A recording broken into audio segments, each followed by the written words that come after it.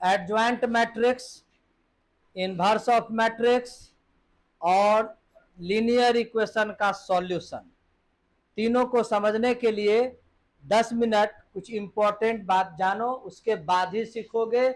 और इस क्लास में जो भी लॉन्ग आंसर टाइप का क्वेश्चन होगा वो 5 मार्क्स का सीबीएसई में भी पूछता है, बिहार बोर्ड में पूछता है। बी सीरियसली समझने की कोशिश करना। फर्स्ट हम लोग आते हैं माइनर। जैसे मान लो 2, 3, 4, 5 ये मैट्रिक्स है, सेकंड ऑर्डर का है। बोलेगा इसका माइनर निकालिए। माइनर को एम से इंडिकेट करते हैं। माइनर किसका? First row, first column. तो फर्स्ट रो को कैंसिल कर दो, फर्स्ट कॉलम को कैंसिल कर दो, जो बच गया वही माइनर कहलाएगा। समझ में आ गई? अगर मान लो बोलेगा माइनर ऑफ 2, 2, 1 निकालिए, तो सेकंड रो इसको हटा दो, फिर वापस आ जाते हैं। सेकंड रो को कैंसिल करो, फर्स्ट कॉलम को कैंसिल करो, ये बच गया ये 3। इस प्रकार से माइनर निकलता है। थर्ड ऑर्डर में भी सीखो। थर्ड ऑर्डर में मान लो 2, 1, 3, 4, 1, 0, 5, 6, 3 इस प्रकार से दिया हुआ है, या -3, -1। बोलेगा क्वेश्चन ऑब्जेक्टिव में भी पूछेगा, बहुत सारा क्वेश्चन पूछता है। जैसे बोलेगा आप निकालिए M23 minor of second row third column. Second row को कैंसिल कर दो, बार बार हम कैंसिल करेंगे तो गंदा हो जाएगा जी। दिमाग में रख लो कि ये सेकंड रो हट गया, थर्ड कॉलम हट गया, यानी दिमाग लगाओगे तो सेकंड रो थर्ड कॉलम हट गया। तो बचा क्या? देखो बचा यहाँ 2, 1, 5, 6। तो लिख दोगे यहाँ पर 2, 1, 5, 6। ये सेकंड ऑर्डर का डिटर्मिनेंट हो जाएगा। डिटर्मिनेंट के किसी भी एलिमेंट का माइनर या मैट्रिक्स के किसी भी एलिमेंट का माइनर डिटर्मिनेंट होता है। और इस डिटर्मिनेंट को हमेशा याद रखना, पहले ऐसे मल्टीप्लाई करते हैं, फिर माइनस लिखा करते हैं, फिर ऐसे मल्टीप्लाई करते हैं। आंसर हो गया 7। एक ऑब्जेक्टिव में क्वेश्चन पूछा था, बोला था माइनर ऑफ -1, ऐसे करके बोला -1 का माइनर बतलाइए। तो देखो -1 यहां दिख रहा है, तो ये जिस रो में है कैंसिल कर दिए, और जिस कॉलम में है उसको भी कैंसिल कर दिए। जो बच क्या गया? बच गया यहाँ पर 2, 3, 5, -3, 2, 3, 5, -3। और पहले ऐसे मल्टीप्लाई करो, -6 फॉर्मूला में ऑलवेज -2, फिर 5, 3 जा 15, -21। तो मेरे विचार से माइनर सीख गए। माइनर जब सीख जाओगे तो कोफैक्टर सीखोगे, कोफैक्टर जब सीख जाओगे तो एडजॉइंट निकालना सीखोगे, और एडजॉइंट निकालना जब सीखोगे तभी उसका इनवर्स या इक्वेशन का सॉल्यूशन सीखोगे। तो मेरे विचार से माइनर सीख गए होगे। अब आइए कोफैक्टर। कोफैक्टर में तुमको बतलाते हैं। देखो कोफैक्टर लिखते हैं, जहां भी मैट्रिक्स होगा तो मान लो सेकेंड ऑर्डर का लेते हैं 5, 3, 1, 2। माइनर को कैपिटल एम से रिप्रेजेंट करते हैं, कोफैक्टर को कैपिटल ए से या नहीं तो सी से इंडिकेट करते हैं। तो बोलेगा फर्स्ट क्वेश्चन A11 निकालिए, या किसी किसी बुक में C11, मतलब फर्स्ट रो फर्स्ट कॉलम का कोफैक्टर। हम डीपली थ्योरी नहीं पढ़ा रहे हैं, जरूरत का चीज पढ़ा रहे हैं। तो देखोगे जैसे ही कोफैक्टर की चर्चा होगी तो साइन के साथ माइनर लिखना होता है, चिन्ह के साथ। चिन्ह कैसे जानोगे वो सीखो। इन दोनों को प्लस करो, अगर प्लस करने से इवन आ जाए तो प्लस में लिखेंगे, और अगर ऑड में आ जाए तो माइनस लिखेंगे। तो 1 + 1 2 इवन है तो प्लस में लिखेंगे। क्लियर? अब फर्स्ट रो को हटाओ, फर्स्ट कॉलम को हटाओ, तो बच गया 2। कोफैक्टर हो गया। अगर मान लिया जाए, पूछा जाएगा A21 का निकालिए या C21 निकालिए, कोफैक्टर बहुत इंपॉर्टेंट है, इसके बिना एडजॉइंट नहीं निकलेगा। तो देखो 2 + 1 3, 3 ऑड हुआ यानी हो जाएगा माइनस, तो लिख देंगे माइनस। अब सेकंड देखो रेड से हटाते हैं, सेकंड रो को हटाओ और फर्स्ट कॉलम को हटाओ, तो क्या बचा, यहां बचा 3, यानी ये जो सेकंड रो फर्स्ट कॉलम यानी 1 का कोफैक्टर हो गया -3। थर्ड ऑर्डर में एक क्वेश्चन देते हैं तुमको, थर्ड ऑर्डर में देखोगे, गौर करते होगे, सेकंड ऑर्डर में 4 एलिमेंट्स है तो 4 कोफैक्टर निकलेगा। और थर्ड ऑर्डर में तुमको 9 एलिमेंट दिखेगा, जैसे 1 2 0 5 -2 -3 7 1 6 कुछ भी लिख दिए हम समझाने के लिए। चलिए हम कुछ कोफैक्टर निकालना सिखलाते हैं। जैसे अब आओ A11, कुछ शॉर्ट भी स्टेप भी लेना पड़ता है।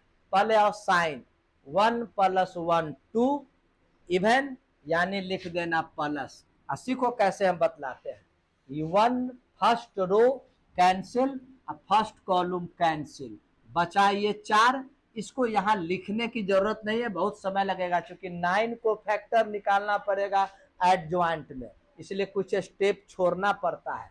तो दिमाग में रखो कि ये हट गया और ये हट गया, तो बच गया सेकंड ऑर्डर का डिटर्मिनेंट।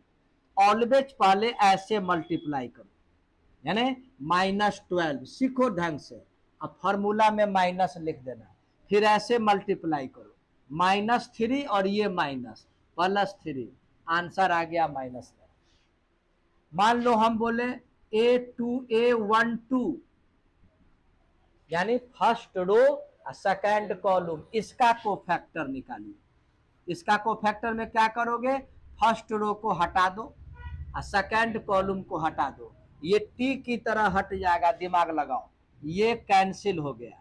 तो बचा क्या, सो देखो ये 4 बचा ना, तो डायरेक्ट पहले देखो 1 और +2 3 होता है, 3 हुआ ऑड, ऑड हुआ तो माइनस। अब पहले ऐसे मल्टीप्लाई करो, 5 6 जा 30, फॉर्मूला में हमेशा माइनस। अब ऐसे मल्टीप्लाई करो, -21, अब माइनस माइनस माइनस +21 यानी -51। क्लियर है कि नहीं, कोफैक्टर। अब अभी नहीं समझे, एक और एग्जांपल देते हैं। मान लो बोलेगा A32 का निकालिए, मतलब थर्ड रो डिलीट हो जाएगा और सेकंड कॉलम डिलीट हो जाएगा। देखो हम कितना पेन पकड़े, मेरे पास भी 2 ही हाथ है ना जी, ये इसको हट गया, थर्ड रो हटा और सेकंड कॉलम हट गया, क्या बचा, सो देखो 105 -3, पहले मल्टीप्लाई, पहले देखो 3 + 2 5, 5 ऑड है तो माइनस माइनस लिख दो, अब ब्रैकेट दे दो। उसके बाद देखो 1 × 3 -3 अब -0, तो लिख देंगे -3 और -0, ये माइनस माइनस +3। इस प्रकार से कोफैक्टर निकलता है। क्लियर हो गया। अब हम लोग पढ़ते हैं एडजॉइंट। एडजॉइंट कैसे निकालोगे वो देखो, एडजॉइंट पढ़ते हैं, और एक एडजॉइंट निकालने का हम एग्जांपल भी देंगे, एडजॉइंट ऑफ मैट्रिक्स। देखो एडजॉइंट कैसे निकलता है, सेकंड ऑर्डर का एडजॉइंट, एड्रेस हम लिखते हैं, देखो ये एड्रेस है, तो जब भी तुमको मान लो ए नाम का कोई मैट्रिक्स है, इसका ये तुमको बतला देते हैं, सेकंड ऑर्डर के मैट्रिक्स का एडजॉइंट ऑब्जेक्टिव में हर साल लगभग पूछता है कि नहीं, इसलिए सीख लो, ऑब्जेक्टिव में पूछेगा। तो नियम क्या है, सो देखो नियम क्या है, इसको बनाने का रूल क्या है, कि एडजॉइंट जब भी निकालना होगा ना, चाहे वो सेकंड ऑर्डर हो या थर्ड ऑर्डर हो, सभी एलिमेंट का कोफैक्टर निकालिए। तो चलो A11 A12 कैपिटल ए से लिख रहे हैं, तो इसका मतलब क्या हो गया, ये कोफैक्टर हो गया। उसके बाद इसको ट्रांसपोज किया जाता है, ट्रांसपोज करोगे तो फर्स्ट रो है ना, फर्स्ट रो को फर्स्ट कॉलम में लिख देना और सेकंड रो को सेकंड कॉलम में लिख देना। तो ये हो गया ओरिजिनल इसका रूल, क्या, कि सभी एलिमेंट का कोफैक्टर निकालिए ट्रांसपोज कीजिए वो कोफैक्टर होगा। लेकिन खास करके सेकंड ऑर्डर का जब मैट्रिक्स हो और उसका एडजॉइंट अगर पूछे तो उसके लिए तुमको एक टेक्निक बतलाते हैं, वो क्या है सो देखो। ये जो है ना पार्ट, ये पार्ट इसको इंटरचेंज कर देना, याद रखना इसको। इंटरचेंज मतलब ये यहां और ये यहां आ जाना। ये जो पार्ट होगा ना उसका साइन चेंज कर देना, है नहीं, चेंज साइन। ये टेक्निक अगर याद रखोगे तो इतना करने की जरूरत नहीं होगी, डायरेक्ट इसी तरीका से बना दोगे। जैसे देखो एक क्वेश्चन देते हैं, a इक्वल टू 2-1 3 5, बोलेगा इसका एडजॉइंट निकालिए, खास करके ऑब्जेक्टिव में। तो समय अगर ऐसे बनाओगे तो 4 कोफैक्टर निकालना होगा, फिर ट्रांसपोज करना होगा। ये टेक्निक से देखो क्या होगा, क्या बोले हैं, इंटरचेंज, यहां वाला यहां, यहां वाला यहां। तो देखो 5 आ जाएगा यहां और 2 आ जाएगा यहां, क्लियर। और इसका साइन चेंज कर दो, ये प्लस में है तो माइनस, माइनस में है तो प्लस कर दिए, यही आंसर होगा। कोई जरूरत नहीं है सेकंड ऑर्डर के मैट्रिक्स में कोफैक्टर निकालना। लेकिन थर्ड ऑर्डर का अगर मैट्रिक्स होगा तो उसका एडजॉइंट निकालने के लिए तुमको कोफैक्टर निकालना होगा, वो भी बतलाते हैं, फिलहाल इसको लिखो। यदि इसका अगर मान लो पूछेगा एडजॉइंट मालूम कीजिए तो कैसे लिखोगे। एडजॉइंट को एडीजे ए के द्वारा रिप्रेजेंट करते हैं, सभी का कोफैक्टर निकालो। इसलिए बोले जब तक कोफैक्टर नहीं सीखोगे तब तक तुम एडजॉइंट निकालना नहीं सीखोगे, और जब एडजॉइंट निकालना नहीं सीखोगे तो आगे का कोई भी प्रॉब्लम तुमसे नहीं बनेगा। ये बना सभी का 9 एलिमेंट्स है, तो 9 को फैक्टर निकालेंगे, उसके बाद इसको ट्रांसपोज कर देंगे। तो ये ट्रांसपोज करने का रूल क्या है कि फर्स्ट रो है ना, इसको फर्स्ट कॉलम में लिख देंगे, clear. Second row second column में लिख देंगे, और थर्ड रो थर्ड कॉलम में लिख देंगे। इस प्रकार से ये एडजॉइंट होता है। इसका एग्जाम्पल जब क्वेश्चन बतलावेंगे ना लॉन्ग क्वेश्चन, तो उसी में बतला देंगे कोई एग्जाम्पल के आधार पर। वैसे कोफैक्टर निकालना बतला ही दिए, ट्रांसपोज आता है। अब एडजॉइंट से रिलेटेड कुछ इंपॉर्टेंट चीज सीखो जो ऑब्जेक्टिव में या शॉर्ट में पूछेगा। पहला पॉइंट ये याद रखना है कि नहीं, कोई भी मैट्रिक्स और उसका एडजॉइंट का प्रोडक्ट, अगर या एडजॉइंट में मैट्रिक्स को प्रोडक्ट करते हैं तो फॉर्मूला है उसी स्क्वायर मैट्रिक्स का डिटरमिनेंट और उतने ही ऑर्डर का आइडेंटिटी यानी यूनिट मैट्रिक्स। ये देख गौर करोगे, कभी कभी क्या होगा, एक कोई मैट्रिक्स दे देगा, है नहीं, इस कोई भी मैट्रिक्स मान लो दे देगा ऐसे करके, a इक्वल टू 2 1 3 5 0 1 2 3 6। अब बोलेगा find a into adjoint of A, ये क्वेश्चन पूछेगा। तो गौर करोगे, जिसको ये फॉर्मूला याद है, जिसको याद नहीं है वो क्या करेगा, पहला तो सभी का कोफैक्टर निकालेगा, कोफैक्टर निकालकर ट्रांसपोज करेगा यानी एडजॉइंट निकालेगा, और एडजॉइंट निकाल के तो फिर इस मैट्रिक्स से मल्टीप्लाई करेगा और आंसर तैयार करेगा। जबकि ये क्वेश्चन सीबीएसई में वेरी शॉर्ट या तुमको बिहार बोर्ड में शॉर्ट में 2 नंबर का होगा, तो 2 नंबर में उतना मेहनत नहीं करने की जरूरत है। अगर ये हम लोगों को याद है तो ना ही हम एडजॉइंट निकालेंगे, कुछ भी नहीं निकालेंगे, क्योंकि हम जान रहे हैं कि ये इसके इक्वल होता है। तो हम क्या करेंगे, इसको निकालने के लिए इसका डिटरमिनेंट निकाल देंगे। इसका क्या करेंगे, डिटरमिनेंट डायरेक्ट निकाल देंगे। तो डिटरमिनेंट निकालने आता होगा, किसी भी रो या कॉलम को लेके चलते हैं। पहला रो में ये प्लस है तो ये हो जाएगा 0 3 1 6, फिर -1 नहीं आता है तो जब डिटरमिनेंट पढ़ावेंगे तो उस वक्त सीखोगे। ये 5023, अब इसको सॉल्व कर दो, ये ऐसे मल्टीप्लाई होगा, 0 - 3, ये 5 6 जा 30 -2, और ये हो गया 5 3 जा 15 - 0 -6, 30 में से 2 गया 28 -28, और ये हो जाएगा 45। सॉल्व करो, 28 और 2 30, 34, 45 में से 34 गया 11 बचा ना। अब हम लोग इस फॉर्मूला का यूज कर देंगे, ये पूछा जाता है इसलिए हम तुमको बतला दिए। देखो ये थर्ड ऑर्डर का मैट्रिक्स है, तो क्या करोगे, थर्ड ऑर्डर का यूनिट मैट्रिक्स लिखोगे, वो भी तुम सीख लो कैसे लिखा जाता है।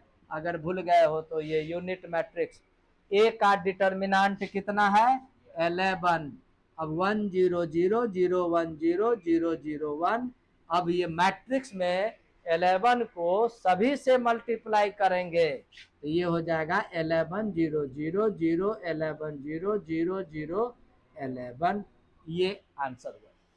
यहाँ कोई जरूरत नहीं था एडजॉइंट निकालना, लेकिन गौर करोगे बिहार बोर्ड में 1-2 साल क्या किया था, ऐसा क्वेश्चन दे दिया ना, और ये निकालने को नहीं कहा, बोला वेरीफाई कीजिए, इसको वेरीफाई कीजिए। तो वेरीफाई करने में वो लॉन्ग 5 नंबर में पूछा था, तो वहां पर तुमको मजबूरन इस ए मैट्रिक्स का 9 एलिमेंट का कोफैक्टर निकालना होगा, यानी एडजॉइंट निकालना होगा, और फिर ए इंटू एडजॉइंट और एडजॉइंट इंटू ए करोगे तो प्रूफ होगा, इतना आ जाएगा, तो वो वेरीफाई हुआ। वो भी बाद में कोई क्वेश्चन हम बतला देंगे, अभी फिलहाल ये शॉर्ट वाला हुआ। तो एडजॉइंट का पहला चीज ये याद रखो। दूसरा देखो, बहुत इंपॉर्टेंट चीज है, अगर मान लो किसी पूछेगा तुमको, है कि नहीं, कोई भी मैट्रिक्स दे देगा थर्ड ऑर्डर सेकंड ऑर्डर, अब बोलेगा उसके एडजॉइंट का डिटर्मिनेंट निकालिए, यह भी पिछले साल पूछा था, किसी कोई मैट्रिक्स का एडजॉइंट का डिटर्मिनेंट निकालिए। अब जो इसका फॉर्मूला हमको याद नहीं है तो क्या करोगे, मजबूरन लॉन्ग तरीका से एडजॉइंट निकालोगे, निकालने के बाद डिटर्मिनेंट निकालोगे, लेकिन वो सभी करने की जरूरत नहीं है। याद रखना क्या करेंगे, सीधा हम उसका डिटर्मिनेंट निकाल देंगे और उस पर पावर दे देंगे n-1। n क्यों दिए, अगर A B square matrix of order n, बात को समझना, मेरी बात को, दो नंबर मिल जाता है। अगर ये मैट्रिक्स n ऑर्डर का है तो पावर n-1 देंगे, यहां पर ये मैट्रिक्स थर्ड ऑर्डर का है, तो थर्ड ऑर्डर का है तो इसमें क्या करोगे, ये यहां पर हम तुमको बतला दें, ये सीख लो। यहां पर ये adjoint of A into determinant, तो ए का डिटर्मिनेंट चूंकि ये एन ऑर्डर है तो n-1, जब ये थर्ड ऑर्डर है तो 3-1 यानी 2, और डिटर्मिनेंट निकाले हुए हैं 11, तो 11 का स्क्वायर 121, हम उसी का निकालेंगे। बात को समझे, तो ये भी क्वेश्चन 2 नंबर में पूछेगा, कोई मैट्रिक्स दे देगा और उसका एडजॉइंट का डिटर्मिनेंट निकालिए, तो इसी प्रकार से बनेगा। कभी कभी पूछेगा तुमको ये चीज, तीसरा याद रखना, एडजॉइंट ऑफ ए। अब देखो ये कितना लॉन्ग हो गया, अगर ये जो फॉर्मूला हम नहीं लिखने वाले हैं वो याद नहीं होगा तो थोड़ा सोचो इस पर, तो लगेगा कितना लॉन्ग है। पहला ए मैट्रिक्स है, इसका 9 कोफैक्टर निकालना होगा, कोफैक्टर निकाल के ट्रांसपोज कीजिएगा तो एक एडजॉइंट निकला, क्लियर। अब फिर इसका कोफैक्टर निकालना है 9 का, अब फिर उसका ट्रांसपोज करना होगा, तब जाके एडजॉइंट ऑफ एडजॉइंट निकलेगा। कितना लॉन्ग प्रोसेस है, लेकिन इसका एक फॉर्मूला है, वो अगर याद कर लोगे तो 2 मिनट में बनेगा। Determinant of A to the power n minus 2 into A. अब गौर करो कितना सिंपल हो गया। हम इसी को एग्जांपल लेके तुमको लेते हैं। एक काम करो, इसका अगर फोटो खींचना है तो खींच लो, इसको हम डिलीट करके हम इसी से टोटल एग्जांपल तुमको बता देंगे। इसी से तरह तरह का एग्जांपल तुमको देंगे, कम समय लगेगा। डिटर्मिनेंट इसका क्या निकला था? 11 निकला था ना, कुछ देर पहले बनाए थे। इसका डिटर्मिनेंट 11। अब आइए, यहां क्वेश्चन दिया कि ये जो मैट्रिक्स क्वेश्चन में दे दिया, अब बोलेगा find adjoint of adjoint A. तो उतना लॉन्ग प्रोसेस में हम लोग नहीं चलेंगे। यहां पर क्वेश्चन हो गया, क्वेश्चन यही है, याद रखना, एडजॉइंट ऑफ ए। तो हम लोग इसका डिटर्मिनेंट निकाल देंगे। पावर n माइनस 2, n क्यों लिखते हैं? अगर ए n ऑर्डर का मैट्रिक्स है, फॉर्मूला के लिए हम लिखते हैं, लेकिन यहाँ कितने ऑर्डर का है? 3 ऑर्डर का है। तो 3 माइनस 2, 3 माइनस 2 1, यानी केवल पावर 1 इंटू ए। अब बोलो इजी हुआ? नहीं हुआ। अब इजी हुआ तो 11 ए मैट्रिक्स जो है उसको लिख देंगे। अब इससे बढ़िया चीज धरती पर क्या होगा? ये मल्टीप्लाई, ये सभी से मल्टीप्लाई कर दो। तो कहने का मेरा मतलब है, इंपॉर्टेंस देखो, अगर ये याद नहीं है और अगर पूछ दिया तब तो हालत खराब कर देगा। 2 बार 9 एलिमेंट का को फैक्टर निकाल के बनाना होगा। इससे भी ज्यादा हालत खराब कौन करेगा पता है? ये और हालत खराब करेगा। अगर समझ रहा है तो आनंद आएगा, नहीं समझ रहा है तो हम क्या। अब बोलो, इसका फॉर्मूला अगर याद नहीं हो, देखो कितना लंबा होगा। पहले ए मैट्रिक्स का हमको कोफैक्टर निकाल के एक बार एडजॉइंट, एक बार निकल गया, अब फिर एडजॉइंट निकला तो उसके फिर 9 का कोफैक्टर निकाल के ट्रांसपोज करेंगे तो एडजॉइंट ऑफ एडजॉइंट। अब वो निकलने के बाद जो मैट्रिक्स आएगा, अब इसका डिटर्मिनेंट पूछ रहा है। तो अगर याद होगा तो उतना करने की जरूरत नहीं है। क्या करोगे? लिख दोगे, ए का डिटर्मिनेंट तैयार कर लोगे और उस पर पावर n माइनस 1 का स्क्वायर। तो इंपॉर्टेंट चीज लग रहा है कि नहीं सब चीज? अब जैसे इसी का पूछता तो हम क्या करेंगे?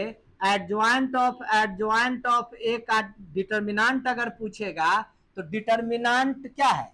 एक, और उस पर पावर क्या लिख देंगे? n माइनस 1 का स्क्वायर, यानी 3 यहां है, थर्ड ऑर्डर है। तो 3 माइनस 1 2, 2 का स्क्वायर 4, और 11 और ए का डिटर्मिनेंट कितना है?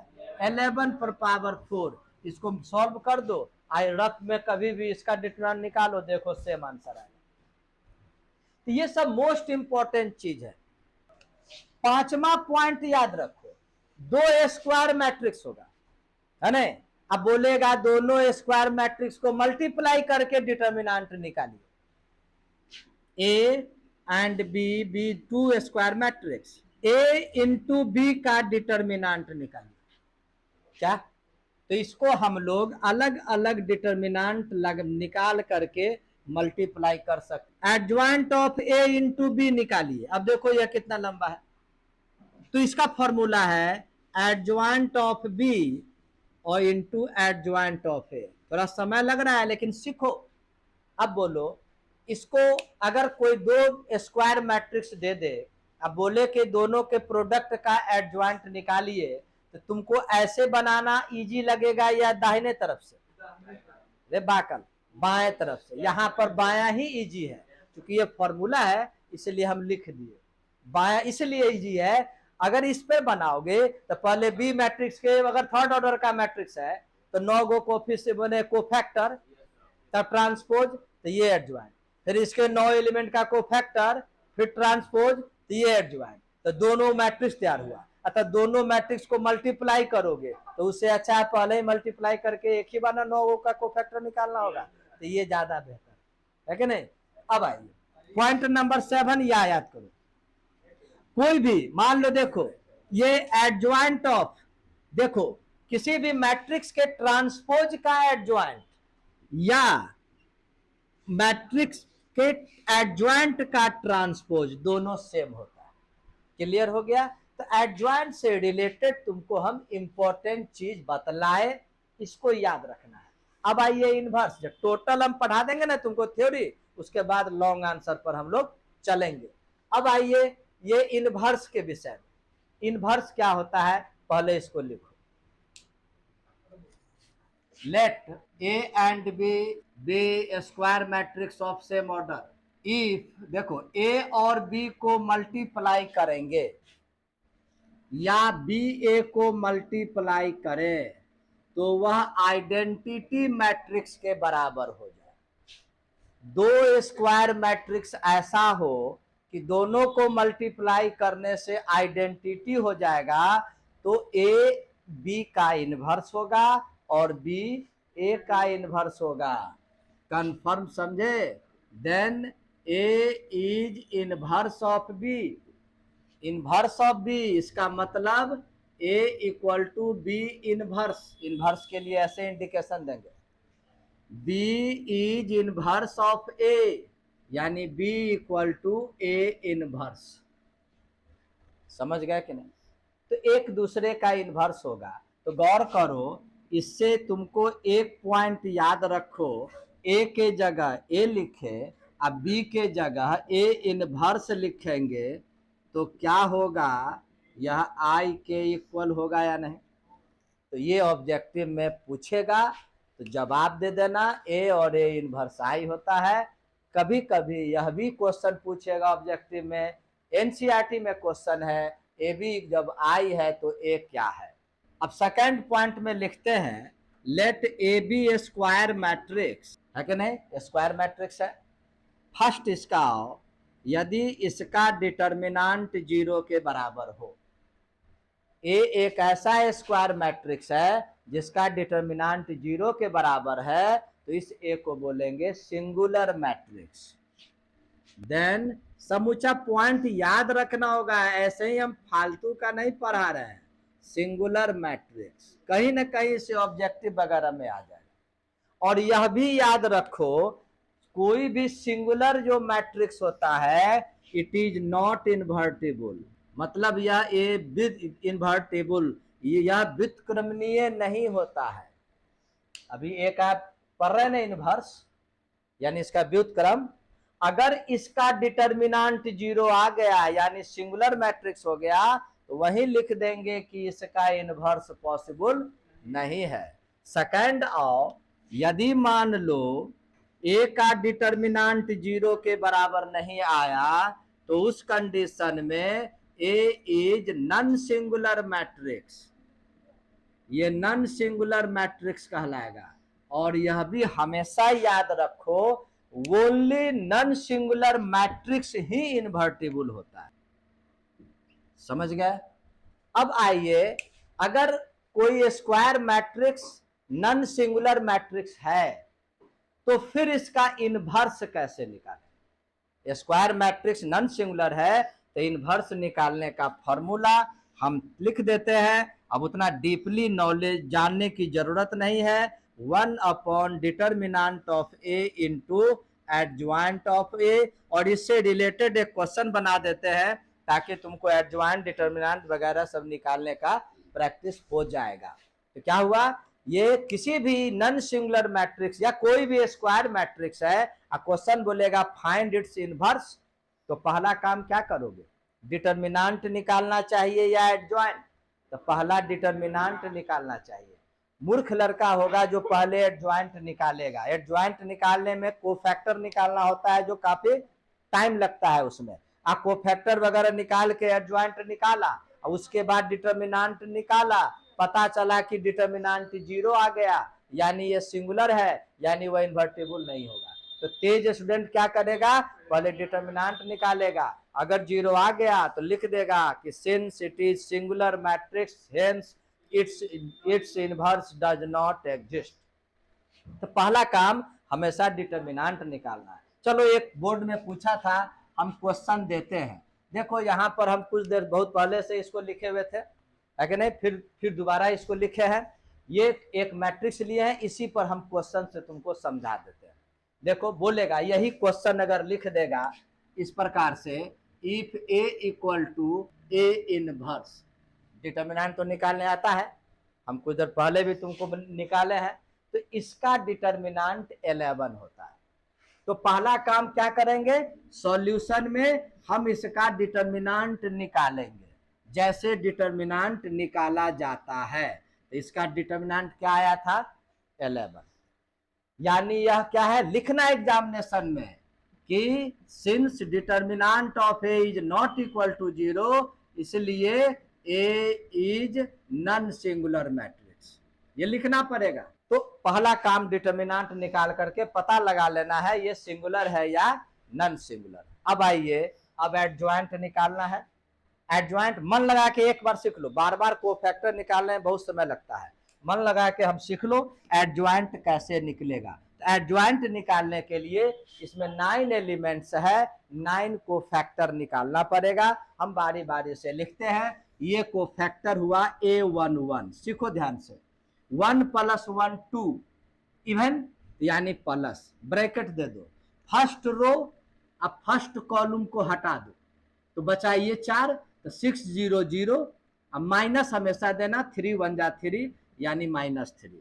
फिर सीखो A12, 1 + 2 3 यानी ऑड नंबर, यानी ये माइनस, फर्स्ट रो और सेकंड कॉलम को हटा दो, फर्स्ट रो और सेकंड कॉलम को हटा दो, क्या बचेगा, 5 2 1 6, ऐसे मल्टीप्लाई करो तो क्या लिखोगे, 5 6 जा 30 - 2 यानी -28।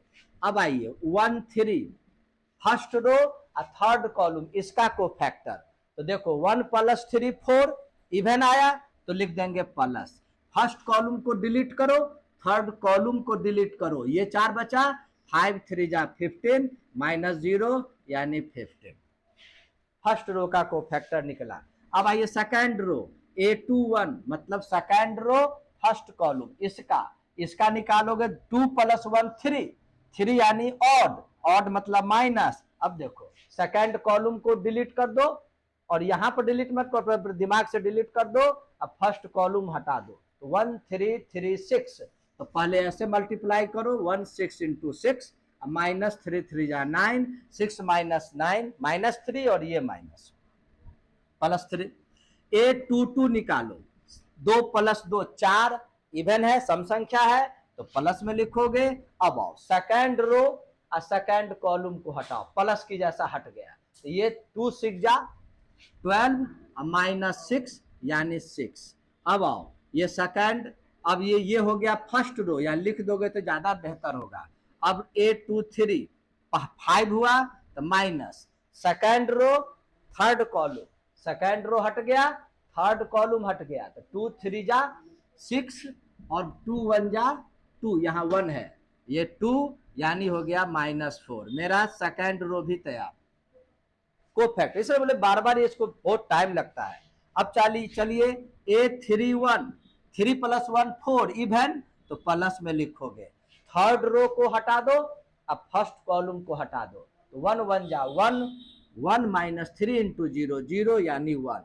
A32 आओ 5 यानी माइनस होगा, थर्ड रो और सेकंड कॉलम कैंसिल, 2 1 जा 2, अब -15 -13, और ये माइनस +13, क्लियर हो गया। अब एक लास्ट है A33, यानी ये दोनों हट जाएगा, अब इसको हटा ही देते हैं ताकि तुमको दिखेगा, है कि नहीं, लास्ट है इसलिए। तो क्या हो गया, 2 0 0, पहले देखो प्लस में होगा, 0 -5 यानी -5, ये थर्ड रो तैयार हो गया। तो जब भी एडजॉइंट निकालना होता है तो न सभी एलिमेंट का कोफैक्टर निकालते हैं, उसके बाद लिखेंगे यहाँ पर adjoint of A equal to, first row जो है उसको लिख दो, -3 -28 15, सेकंड रो है 3 6 -4, यहाँ लिखा हुआ है, थर्ड रो में 1 13 -5, और इसका क्या करते हैं हम लोग, ट्रांसपोज करते हैं। ट्रांसपोज में क्या है, रो कॉलम में आ जाता है। तो adjoint of A equal to, देखो फर्स्ट रो जो है ना -3 -28 और 15 को कॉलम में लिख दो, सेकेंड रो को सेकेंड कॉलम में लिख दो, थर्ड रो को थर्ड में। यही हुआ एडजॉइंट। जब कभी भी तुमको बोले ना एडजॉइंट निकालने को बोलेगा, इनवर्स निकालने को बोलेगा या लीनियर इक्वेशन को सॉल्व करने को बोलेगा, तो एडजॉइंट निकालना है और एक बार निकाल दिए, मन लगा के सीख लो, इस प्रकार से एडजॉइंट निकलता है। अब यदि बोलेगा ए इनवर्स निकालिए, तो ए इनवर्स का फॉर्मूला होता है 1 determinant of adjoint of A, यानी ए इनवर्स इक्वल टू 1/11 और इसको -3, ये 3 1 -28 6 13 15 -4 -5, इसको सॉल्व करोगे, कहने का मतलब 11 से डिवाइड, 11 से डिवाइड करने का मतलब सभी एलिमेंट से डिवाइड करना होगा, या यहीं पर लोग छोड़ देते हैं, तो सभी से डिवाइड करोगे। इस टाइप का क्वेश्चन एक बार कोरोना काल में लॉन्ग में पूछा था, है कि नहीं? हाँ, लॉन्ग में कोरोना काल था इसलिए पूछा था, ए इनवर्स निकालना। तो ए इनवर्स मालूम कर लोगे, इनवर्स से रिलेटेड इंपॉर्टेंट चीज जान गए। एक इंपॉर्टेंट चीज जो छूट गया वो जानो, जो बहुत ही इंपॉर्टेंट है, वो क्या है? देखो पॉइंट नंबर 4, तुमको बोलेगा ए इनवर्स का डिटर्मिनेंट निकालिए। तो मतलब क्या हुआ? ए इनवर्स का डिटर्मिनेंट मतलब पहले तो इसको इस टाइप से इनवर्स निकालोगे, अब फिर इसका डिटर्मिनेंट निकालोगे, टाइम लगेगा, आप पूछेगा ऑब्जेक्टिव में। इसका फॉर्मूला है 1 determinant of A. Determinant of A को ऐसे भी लोग लिखते हैं DTA, ये भी याद रखो। अब एक लास्ट आए, इक्वेशन दे देगा, लीनियर इक्वेशन, और बोलेगा उसको सॉल्व कीजिए, वो जरूर कभी कभी पूछता है, उस पर आते हैं, पहले इसको उतारो। बोलेगा इसको सॉल्व कीजिए, इसको सॉल्व करने का मैट्रिक्स मेथड से, एग्जामिनेशन में लिखता है मैट्रिक्स मेथड से XYZ का वैल्यू निकालिए। तो इसमें क्या क्या करोगे सो देखो, एक मैट्रिक्स ए लिखना, कैसे लिखोगे सीखो। x का coefficient A1 B1 C1, y यहाँ पर फर्स्ट का XYZ का कोफिशिएंट, सेकंड का भी A2 B2 C2, थर्ड का भी A3 B3 C3। एक मैट्रिक्स ये तैयार करना, सेकंड x लिख देना, उसमें जो वेरिएबल है उसको लिख देना, थर्ड b लिख देना, जो कांस्टेंट है लिख देना। ये सभी लिखने के पहले इक्वेशन क्वेश्चन में इधर उधर उलट पुलट करके लिख देगा, तो पहले इस टाइप में अरेंज कर देना है, उसके बाद 3 मैट्रिक्स लिखना है। सपोज करो यहां पर x नहीं होता, तो जिसमें x नहीं है इसका मतलब x का कोफिशिएंट 0, y नहीं है तो y का कोफिशिएंट 0, और इसका फॉर्मूला लिख लो, डायरेक्ट लिखते हैं। फॉर्मूला इसका क्या है याद कर लो, अभी सब प्रूफ वगैरह सब टाइम नहीं है। x equal to A inverse into B, ये याद रख। अब बोलो, कह रहे ना तुमको बार बार यहाँ ए इनवर्स निकालना होगा, ए इनवर्स निकालने के लिए एडजॉइंट निकालना होगा, एडजॉइंट के लिए कोफैक्टर निकालना होगा, तो ले दे करके कोफैक्टर निकालने का लॉन्ग जो टाइम लगता है वही आ गया। अब ये फॉर्मूला से इसको और अगर थोड़ा सा डिराइव कर दें, तो अभी कुछ देर पहले हम लिखे थे ए इनवर्स के जगह 1 determinant of A adjoint of A इन, ये नहीं लिखे थे ए इनवर्स के जगह पर। ऐसा लिख देने से क्या होता है कि नहीं, अगर मान लो ये फॉर्मूला भूल गए, ए इनवर्स निकालना भूल गए, तो इसको देख के तो समझ जाओगे कि पहला ये 3 मैट्रिक्स तैयार किए हैं यहाँ पर, तो पहला ए का डिटर्मिनेंट फर्स्ट स्टेप में मालूम करेंगे, मन लगा के सीख जाओगे तो एग्जाम्पल देने की जरूरत भी नहीं। पहला काम क्या करेंगे, ए का डिटर्मिनेंट निकालेंगे, देखेंगे सिंगुलर है या नॉन सिंगुलर है, अगर 0 के बराबर नहीं आया तो आगे बढ़ेंगे, सभी का कोफैक्टर निकालकर ट्रांसपोज करने के बाद एडजॉइंट निकालेंगे, एडजॉइंट निकालने के बाद डिटर्मिनेंट से डिवाइड कर देंगे, ए इनवर्स निकलेगा। कभी कभी तुमको सुझाव देते हैं, अगर डिवाइड करने से ए इनवर्स निकालोगे तो फ्रैक्शन में आ जाएगा, तो फ्रैक्शन से बचने के लिए इसको बाहर ही रहने देना। अब एडजॉइंट मैट्रिक्स को ये बी से मल्टीप्लाई कर दोगे और उसके बाद इस एक्स के इक्वल कर दोगे, आराम से इक्वेशन तैयार हो जाएगा। इसका कंसिस्टेंसी पर विचार करो, हम तुमको लिख देते हैं। यदि गौर करोगे, मान लो ए का डिटर्मिनेंट 0 नहीं आया, ये ए का डिटर्मिनेंट 0 नहीं आया, इसका मतलब सॉल्यूशन यूनिक होगा, यूनिक सॉल्यूशन होगा, याद रखना है नहीं।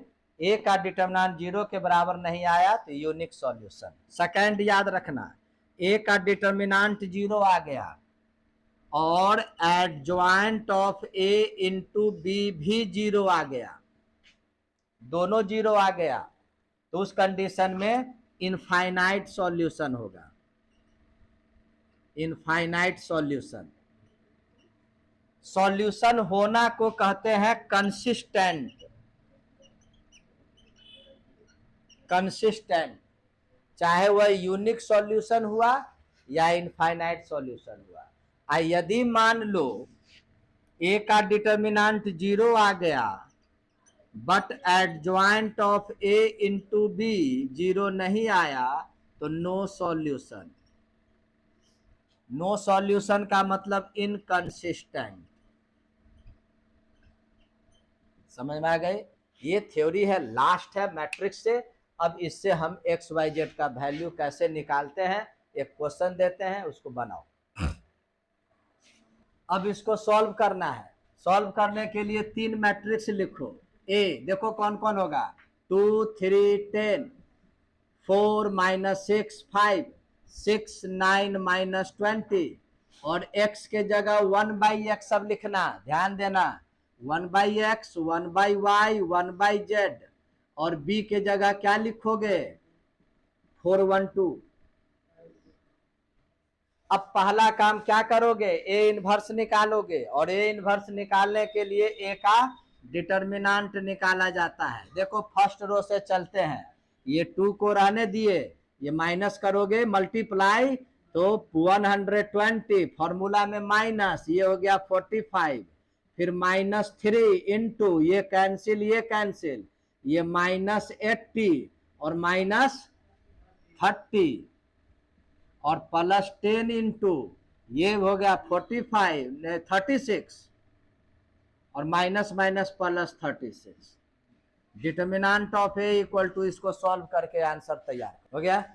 अब बात आती है, यही है, जान बकस दोगे, इसका कोफैक्टर निकालना होगा, कोफैक्टर निकालकर एडजॉइंट निकालना होगा, उसके बाद एडजॉइंट में डिवाइड करना होगा, और उसके बाद इसको फॉर्मूला इस पर सेटिंग करना होगा। तो कोफैक्टर निकालो, देखो आता है ना, सीख गए हो ना। हम जल्दीबाजी में निकालते हैं, गलत होगा तो देखना है कि नहीं। एडजॉइंट ऑफ ए, देखो डायरेक्ट बनाते हैं, ये स्थान प्लस कितना आया था, ये 120 -45 यानी 150, 75 आया था। ये स्थान माइनस होता है, ये कैंसिल ये कैंसिल, तो -80 और -30, -80 -30 -110, और ये माइनस, इसका देखो ये प्लस होता है, ये कैंसिल ये कैंसिल, 36 36, ये देखो माइनस स्थान होता है नहीं, ये कैंसिल ये कैंसिल, तो ये होगा -60 और -90, -150, और ये माइनस +150, फिर ये स्थान क्या होता है, प्लस माइनस प्लस होता है, प्लस होता है, ये कैंसिल ये बीचों बीच कैंसिल, तो -40 और -60, -100, ये देखो माइनस में आता है, ये कैंसिल ये कैंसिल, 9 2 जा 18 और -18, 9 2 जा 18 -18 0। इसका देखो, इसका क्या हो जाएगा, ये कैंसिल 15 और +60, 60 15 +60 75, माई प्लस माइनस प्लस होता है। अब इसका प्लस माइनस प्लस माइनस, अब माइनस में लिखो, ये कैंसिल 5 2 जा 10 और -40 -30, 30 माइनस माइनस प्लस 30, इसका देखो प्लस में होता है, ये हो गया -12 और -12 -24, यही हो गया। और इसका क्या करोगे, ट्रांसपोज। तो एडजॉइंट ऑफ ए, अब चलो लिख दो 75 110 72 150 माइनस 100 0 75, ये 30 माइनस 24, ये एडजॉइंट निकल गया। अब उसके बाद हम लोगों को क्या मालूम करना है, ए इनवर्स। तो ए इनवर्स निकालने से अच्छा है डायरेक्ट देखो x equal to 1 by determinant of A into adjoint of A into B, direct लिख देते हैं, है ना। डिवाइड करने से भारी हो जाता है, तो चलो इसको लिखते हैं। x का वैल्यू क्या है, 1 by x, 1 by y, 1 by z. सीखना होगा ना तुमको, 1 बाई डिटर्मिनांट कितना निकाले हो, चलो ये बस सुंदर है, 0 0 है, आराम से डिवाइड हो जाएगा। अब चलो एडजॉइंट लिखो, 75 150 75 110, ये पूरा इसको लिख। और b का वैल्यू देखो, b का वैल्यू फिर लिख दो 1 by x, 1 by y, 1 by z equal to 1 by 1200। अब मल्टीप्लाई करने आता है ना मैट्रिक्स का, पहले वाले क्लास में बतलाए थे, इसको हॉरिजॉन्टली रफ में लिखो, 412 को यहाँ लिखो और सबको सॉल्व करो। क्या नियम है, इसको मल्टीप्लाई किए सभी को प्लस करते हैं। चलो करो, 75 चौका 300, 150, 450, 75 150, 450, 500, 600 होगा। ये हो गया, ये कितना हो जाएगा, 440 माइनस 100 तो 340 और 60, 340 और 60 400। समझा, हम लोग हिंदी मीडियम पढ़े इसलिए हिंदी में जल्दी जल्दी होता है। चलो देखो, 72 दूना 144, 72 चौरा 144 दूना 288, 288 जीरो, 288 में से 48 घटाओ, 288 में से 48 घटाओ, तो 288 में से 48 घटाओगे 240।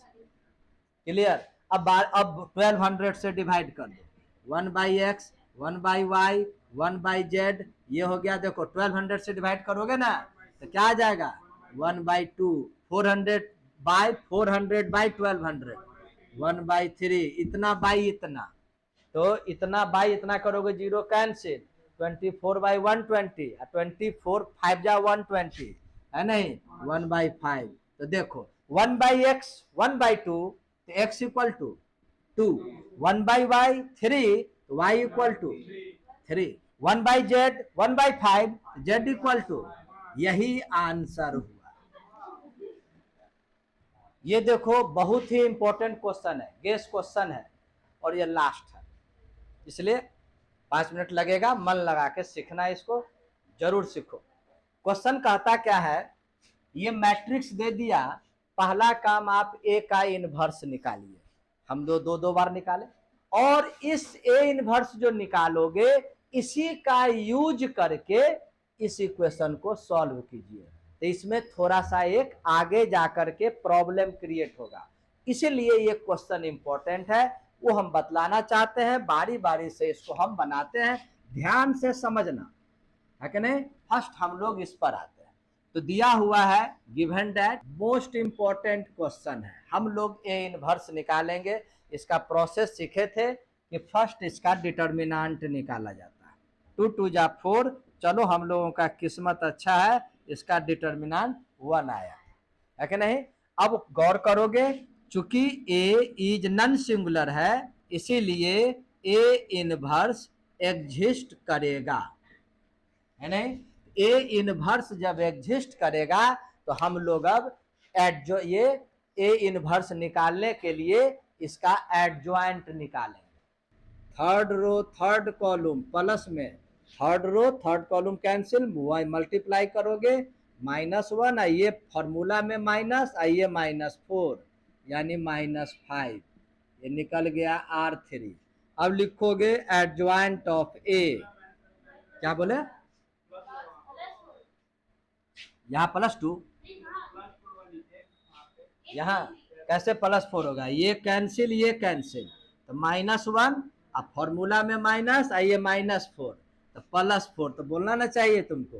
ये हो गया 3, हो गया एक गलती पूरा मेहनत पानी में चला जाएगा। अब आओ फर्स्ट रो लिखो, -3 2 2, -2 1 1, -4 2 3, है नहीं? ये हो गया। अब इसका हम लोग ट्रांसपोज किए, adjoint of A equal to minus first row first column, second row second column, third row third column. ये मेरा एडजॉइंट निकला। अब हम इनवर्स निकालेंगे। ए इनवर्स का value 1 determinant of A into adjoint of A. 1 determinant, देखो determinant तो 1 ही है, तो 1 मल्टीप्लाई करोगे तो यही ना आंसर आएगा। क्या आएगा? -3 2 2, -2 -2 1 1, -4 2 3। इस प्रकार से ए इनवर्स निकल गया। अब बोलता है इसी के आधार पर इसको सॉल्व कीजिए। तो हम अब इसको सॉल्व करने के लिए सेकंड पार्ट बनाते हैं। यहां पर तुम ध्यान देना, सेकंड पार्ट में क्या बोले थे, एक मैट्रिक्स ए लिखते हैं। तो ए मैट्रिक्स यहां पर लिखो। ए क्या होगा? एक्स का कोफिशिएंट 1, वाई का कोफिशिएंट -2 और जेड नहीं है तो 0। यहां हो गया 2, ये -1 -1, ये 0 -2 1, और एक x होगा x y z, और b होगा तुमको 8 8, क्या होगा 10 8 7। हो गया। ये जो है यहां देखो, मेरे लिए यहां पर ए ये है, यहां का ए जो है इसका ये ट्रांसपोज है ना, इसका ये ट्रांसपोज है, यानी इसके ट्रांसपोज का इनवर्स ये है। तो हम इसको लिख दिए। चूंकि ये फॉर्मूला है, चूंकि ये फॉर्मूला है ए का ट्रांसपोज का इनवर्स और ए का इनवर्स का ट्रांसपोज दोनों सेम होता है, तो हम ए के इनवर्स का ट्रांसपोज ये हुआ। क्लियर हो गया? तो अब बोलो ए इनवर्स का ट्रांसपोज ये हुआ, तो ए इनवर्स क्या होगा? ए इनवर्स क्या होगा? तो डबल ट्रांसपोज, नियम है ना, डबल ट्रांसपोज करते हैं तो वापस आ जाता है। इसका मतलब ए इनवर्स इसका डबल ट्रांसपोज कर दोगे तो यही हो जाएगा। समझे? तो यहां पर ए इनवर्स ये हो गया। अब लिखोगे x equal to A inverse into I. x के जगह पर लिखोगे x y z, A inverse के जगह लिखोगे -3 -2 -4, ये 2 1 2 2 1 3, और यहां पर लिख दोगे b का वैल्यू 10 8 7। अब इसको मल्टीप्लाई कर दो, x y z, ये देखो मल्टी, ये क्या बोले थे तरीका, बाद वाले मैट्रिक्स को कॉलम को रफ में हॉरिजॉन्टल लिखना है।